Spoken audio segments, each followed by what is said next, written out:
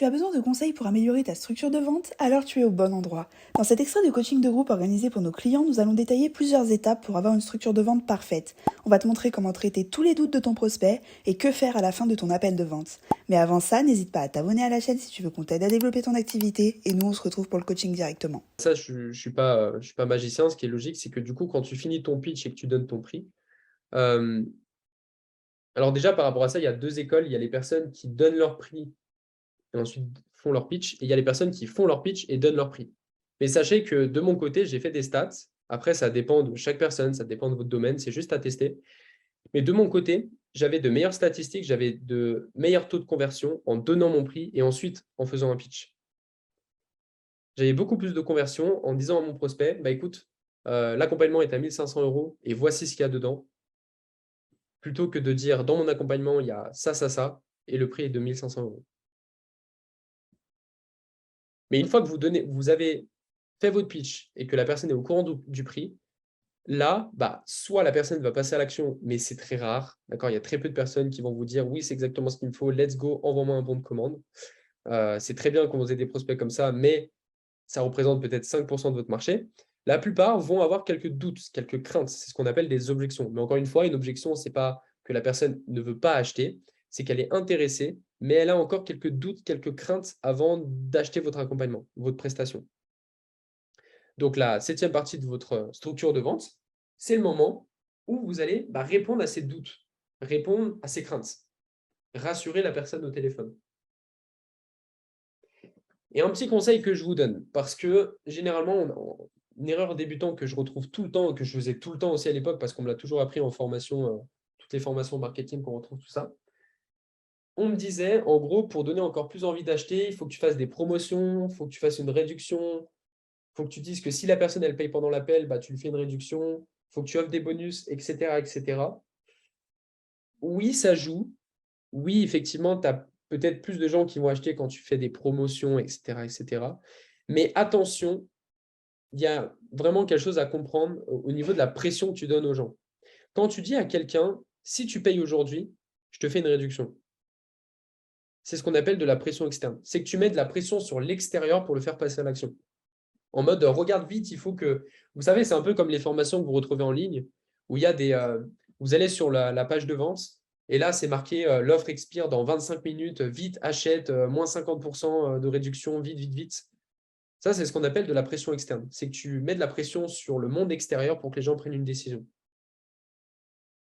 Sauf que si de base, la décision ne vient pas de ton prospect, effectivement, c'est ce qu'on appelle du forcing. Et c'est là où on peut avoir des croyances sur la vente. Quand les gens, quand vous avez des gens qui vous disent oui, mais je ne vais pas forcer les gens à acheter, c'est parce qu'en fait, on leur a toujours appris à mettre de la pression externe sur les gens. Ah, t'as pas l'argent? Oui, mais on a les paiements plusieurs fois. Ah, tu peux pas en plusieurs fois? Bah, on peut encore étaler les paiements plusieurs fois. Là, tu mets de la pression externe. Tu n'es pas en train de régler le problème. Tu n'es pas en train de traiter l'objection. Tu es en train de mettre la pression dans le monde extérieur pour que les gens prennent une décision. Et à la différence, ce qui est plus intéressant, c'est de mettre de la pression interne. Pression interne, c'est quoi? C'est quand c'est la personne qui se dit let's go, il faut que je le fasse parce que ma situation est trop urgente. Donc, dans vos appels de vente, ce qu'il faut à la fin de votre pitch, c'est qu'il y ait plus de pression interne que de pression externe. Il faut que les gens se disent let's go, j'ai envie de prendre son accompagnement parce que ma situation est urgente, plutôt que vite, il faut que je prenne son accompagnement parce qu'il y a une réduction. Et ça fait vraiment la différence. Je vous dis ça parce qu'on a un client dans le mentorat, je lui ai dit du coup, il avait enregistré un de ses appels de vente et en fait, la pression externe qu'il avait dit, en plus, c'était pas vraiment crédible. Euh, c'est en gros, oui, aujourd'hui, normalement, l'accompagnement est à 2 000 €, mais aujourd'hui, vu que c'est l'anniversaire de ma sœur, c'est à 1 000 €. Voilà, c'est exactement ce qu'il lui a dit. Ça, c'est ce qu'on appelle de la pression externe et en plus, c'était pas vraiment crédible, d'accord? Donc, ne mettez pas vraiment trop de pression externe sur les gens parce que vous allez plus les frustrer qu'autre chose. Mais ce qu'il faut, c'est de la pression interne. Et comment mettre de la pression interne? C'est tout ce qu'on a vu avant. Quand vous mettez en valeur leurs challenges, leurs objectifs, que vous mettez de l'urgence, de l'importance sur la situation, effectivement, les gens vont vouloir prendre la décision parce que ça vient d'eux-mêmes, parce qu'il y a une pression interne. Et ça sert à rien de jouer la carte joker des paiements plusieurs fois, de tout ce que tu peux utiliser pour que la personne paye, tant qu'il n'y a pas une pression interne. Ok. Et dernier point, alors là, on sort un peu de l'appel de vente, là c'est la fin, mais en fait, c'est pour vous donner un peu qu'est-ce qui se passe derrière un appel de vente.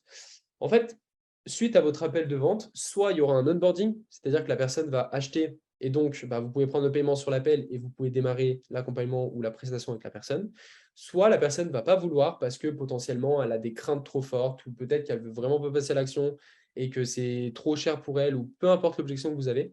Et dans ce cas-là, il faudra les relancer. Ces deux choses sont ultra importantes. D'accord? Parce que généralement, surtout quand on démarre, moi c'était un peu pareil, mais en fait on démarre tous comme ça. Quand vous faites vos premières ventes, forcément vous êtes ultra content de recevoir le paiement. Et donc, vous êtes là en mode youpi, vous sautez, etc. Comme si le taf était fini. Mais non, en fait, la personne, elle vient à peine de démarrer. Donc, quand la personne paye ton accompagnement, il ne faut pas partir du principe que c'est génial, c'est terminé, je quitte l'appel et c'est trop bien, j'ai fait une vente. Non, c'est que le début en fait. Maintenant, il faut délivrer. Il faut apporter des résultats. Et donc, quand la personne paye, il faut faire un premier onboarding. Onboarding, c'est quoi? C'est juste embarquement de la personne dans votre accompagnement, en fait, dans votre prestation. C'est par exemple, je ne sais pas comment vous fonctionnez dans votre accompagnement, mais ça peut être lui donner accès à un groupe, lui donner accès à un espace formation, prévoir ensemble pendant l'appel le prochain appel de coaching sur votre Google Agenda, etc. Mais que la personne ait un minimum de clarté sur, OK, maintenant que j'ai payé, qu'est-ce qui va se passer?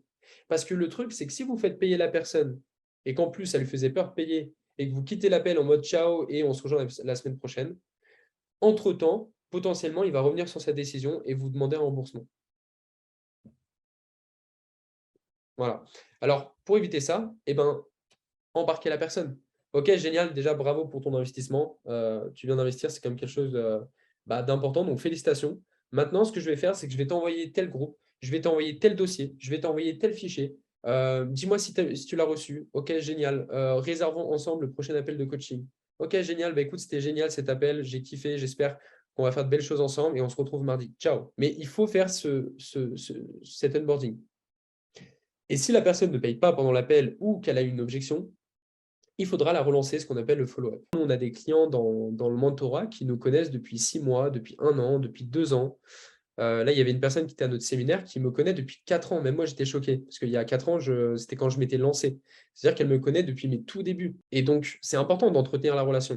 Parce qu'il y a des gens qui auront peut-être besoin de 2, 3 mois. En fait, c'est juste que dans votre communauté, par exemple, si vous avez 1000 abonnés sur Instagram, peut-être que vous avez 10 abonnés sur 1000 qui ont un haut niveau de conscience.